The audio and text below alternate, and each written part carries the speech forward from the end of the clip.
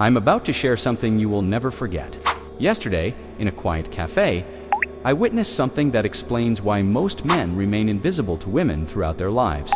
There was a man, maybe 25, good-looking, well-dressed, fully focused on the girl sitting across from him. I watched him for 37 minutes. I saw him try and fail with every move. And here's the shocking part. He believed he was doing everything right. That's the problem. That's you.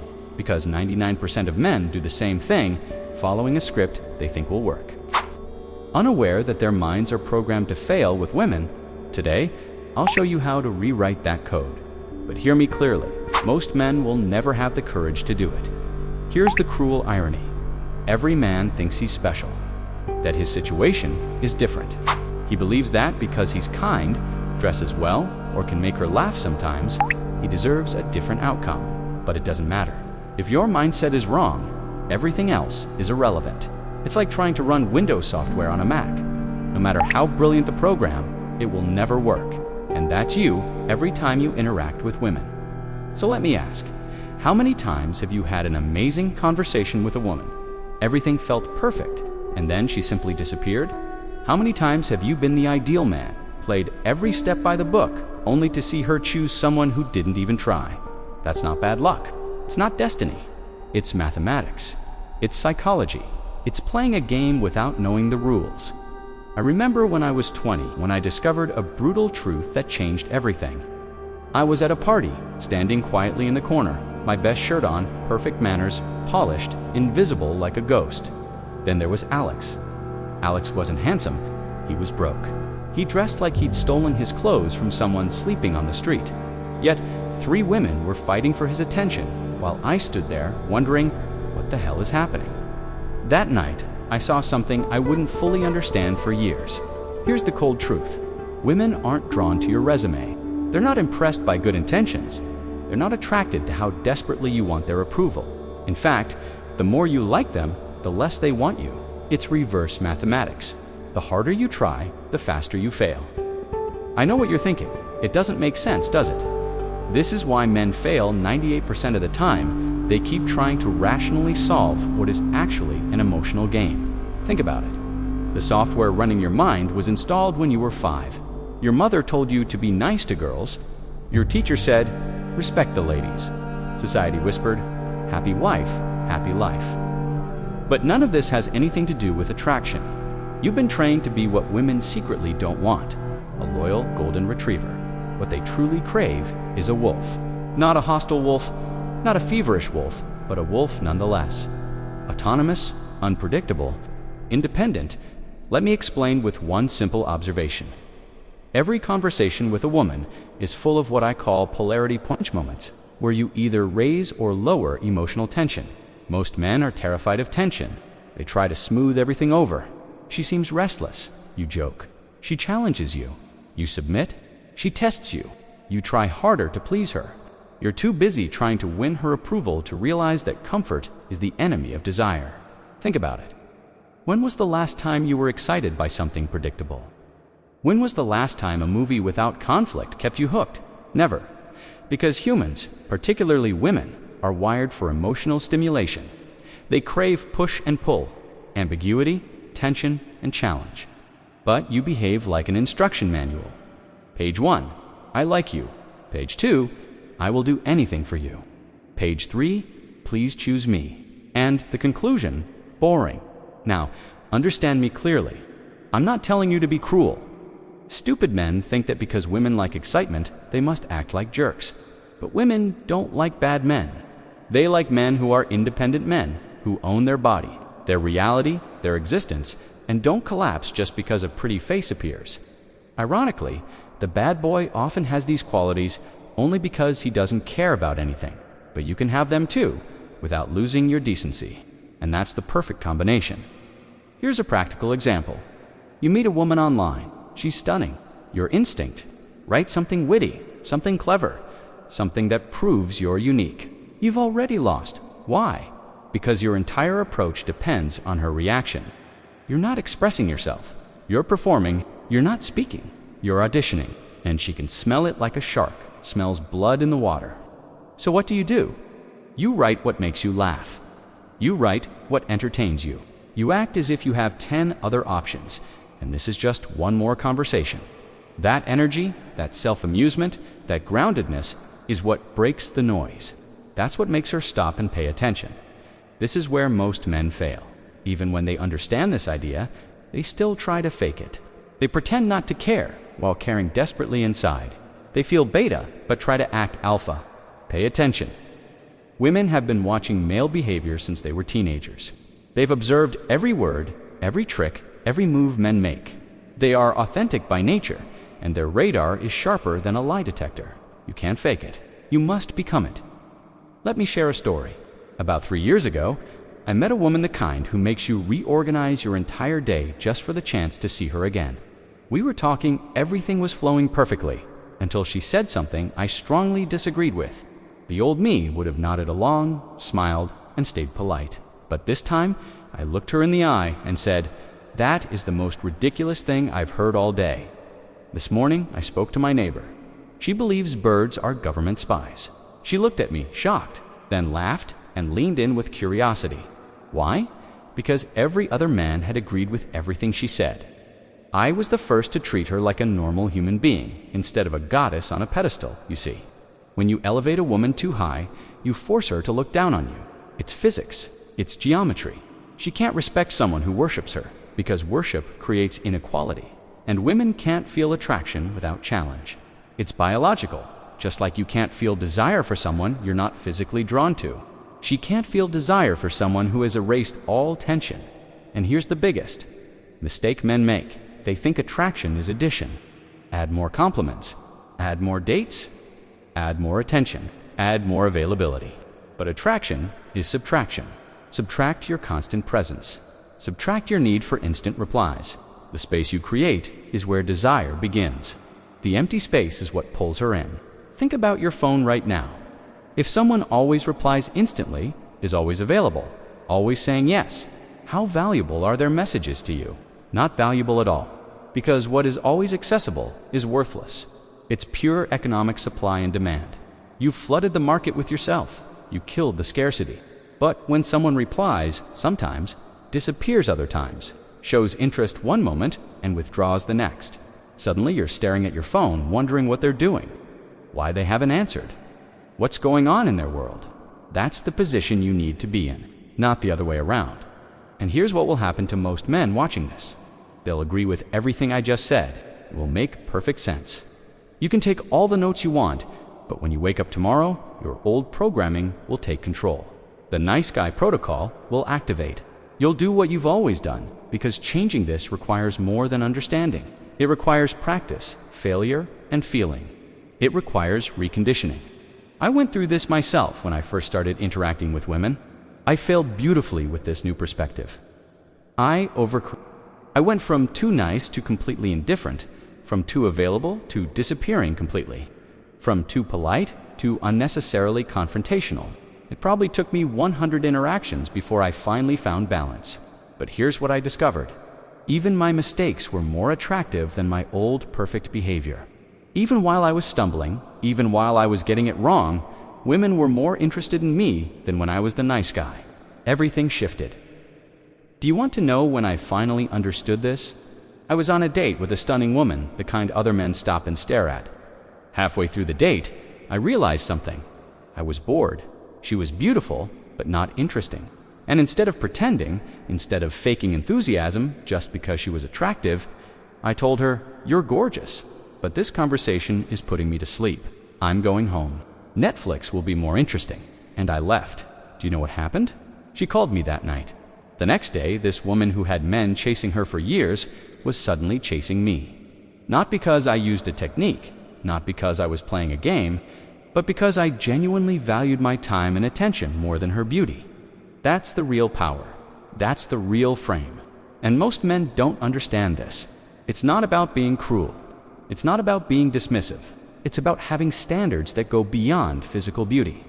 It's about being truly ready to walk away if those standards aren't met. Most men only have one standard. Is she attractive? That's like buying a car only because it looks nice without checking if the engine works. You're setting yourself up for disaster. Let me explain what really happens inside a woman's mind when she meets a nice guy. He's sweet. He compliments her. He agrees with everything she says. He tries to impress her. And unconsciously, she concludes, this man is beneath me. He needs me more than I need him. He's safe, and therefore, he's boring. He's forgettable, but a man who understands. He's not overly eager. He is friendly, but he teases her.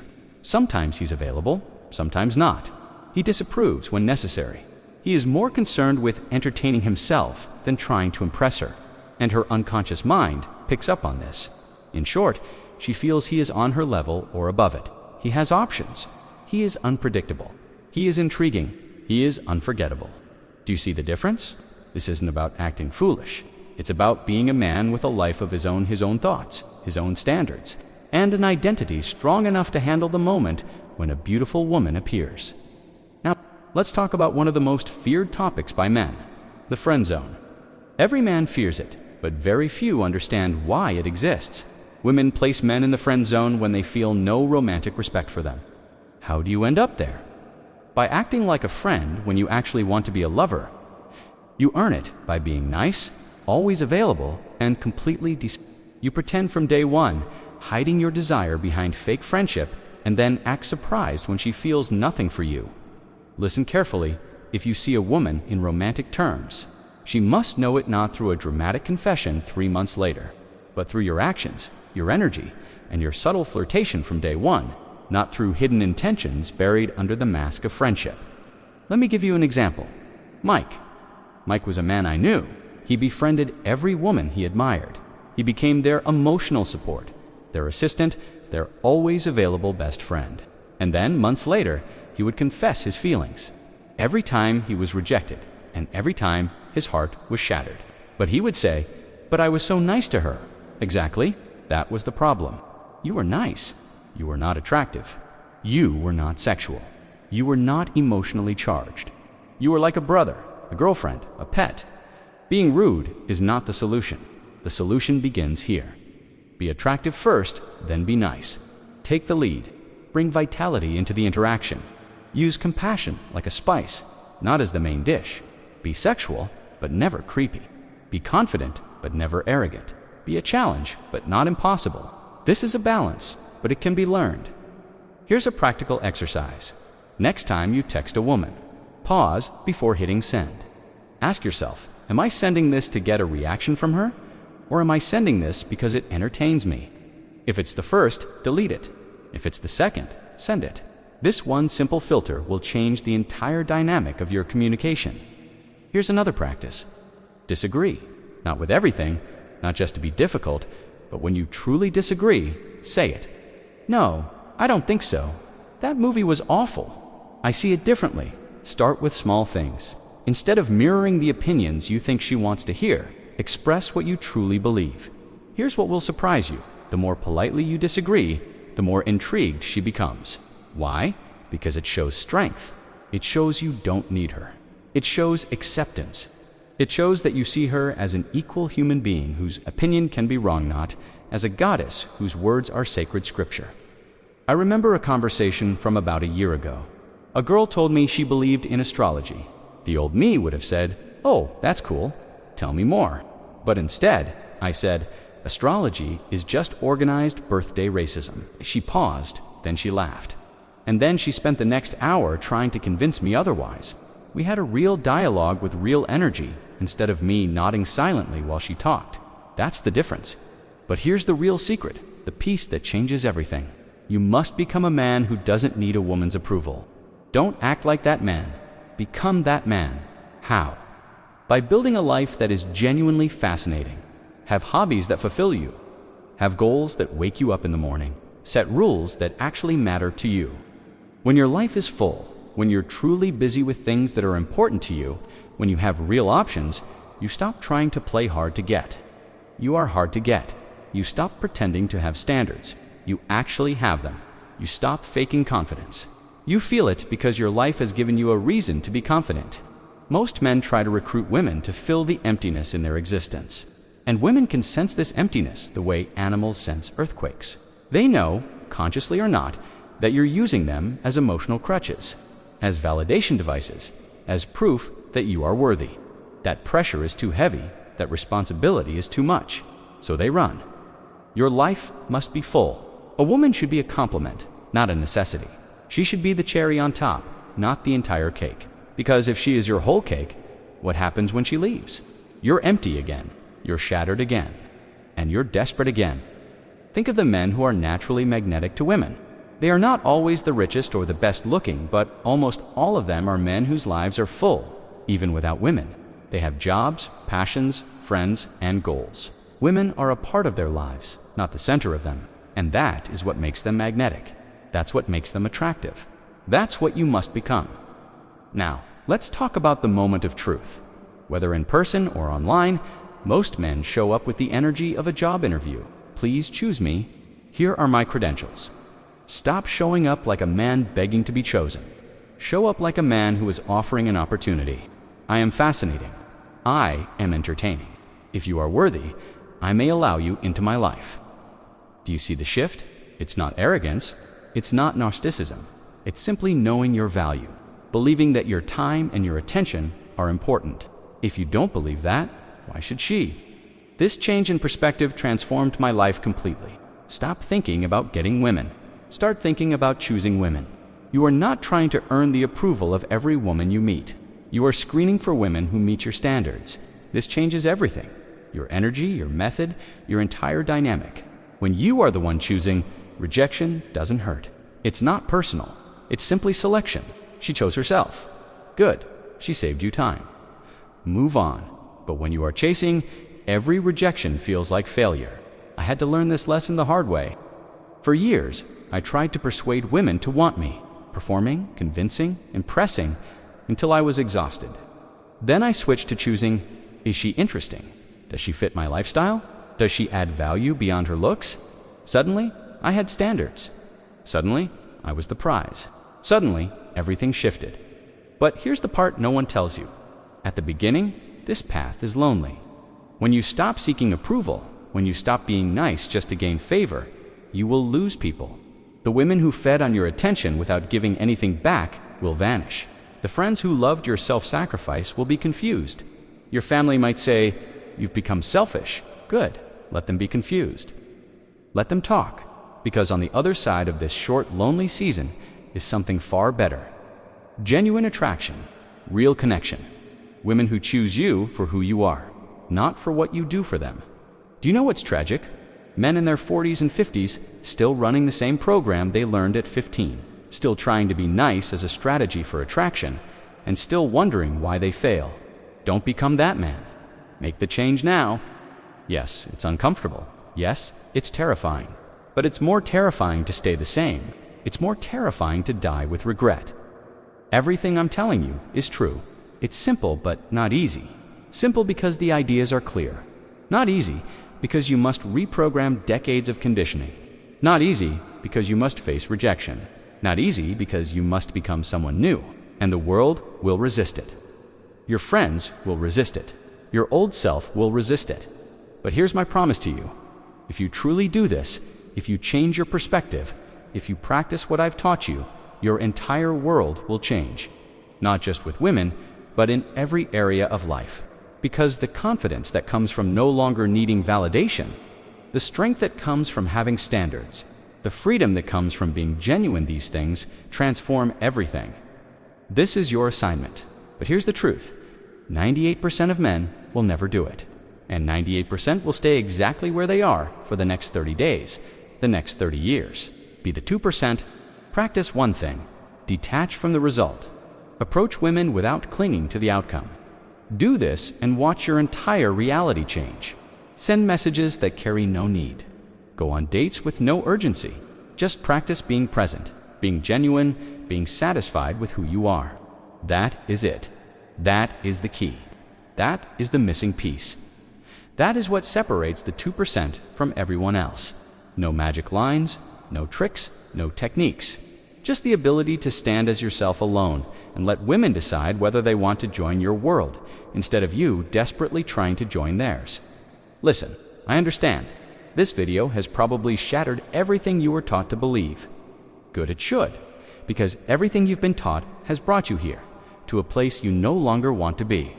So the question is simple. Will you keep doing what has never worked, or will you finally try something different? You have a choice: scarlet button or blue button, old results or new opportunities, comfort or expansion. And deep down, you already know which one you will choose. You knew it before this video even ended. The only question is, when will you stop lying to yourself and finally act? That is all I have for you today. Take it or reject it. Use it or ignore it. But never say that no one told you the truth, because now you can't escape it. Now you know.